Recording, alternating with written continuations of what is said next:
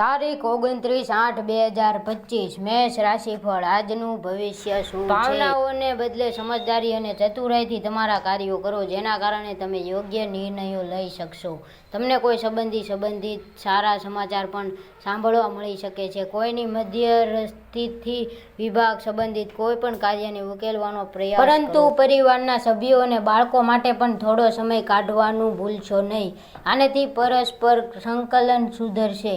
તમારી યોજનાઓને સંપૂર્ણ રીતે અમલમાં મૂકવામાં તમને કેટલીક મુશ્કેલીઓનો સામનો કરવો પડી શકે છે, પરંતુ આ સમયે ધીરજ રાખવી યોગ્ય છે.